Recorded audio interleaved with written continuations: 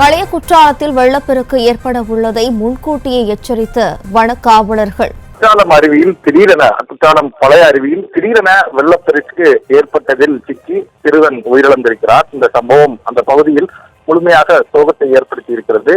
தற்போது அந்த சிறுவன் உயிரிழந்திருக்கிறான். அருவியில் வெள்ளப்பெருக்கு ஏற்பட்டிருக்கிறது. இது தொடர்பாக அதிர்ச்சி தகவல் ஒன்று நமக்கு கிடைத்திருக்கிறது. முன்னதாகவே வனக்காவலரால் கணிக்கப்பட்டு காவல் நிலையத்திற்கு தகவல் கொடுத்தும் அந்த பகுதிக்கு யாருமே எச்சரிக்கை விடுக்காதது அதிர்ச்சிகரமான தகவலாக தற்போது கிடைத்திருக்கிறது. இது தொடர்பாக விசாரணை மேற்கொள்ள வேண்டும். என்ன நடந்திருக்கிறது, இதில் வனக்காவலர் எத்தனை மணிக்கு தகவல் கொடுத்திருக்கிறார், எத்தனை மணிக்கு காவல்துறை அங்கு சென்றிருக்கிறார்கள், அங்கு செல்ல வேண்டிய காவலர் யார் என்பதை விசாரித்து உரிய நடவடிக்கையை முன்னெடுக்க வேண்டும். வருங்காலங்களில் இது போல் நடக்காமல் பார்க்க வேண்டும் என்று சுற்றுலா பயணிக்கு கோரிக்கையை முன்வைக்கிறார்கள்.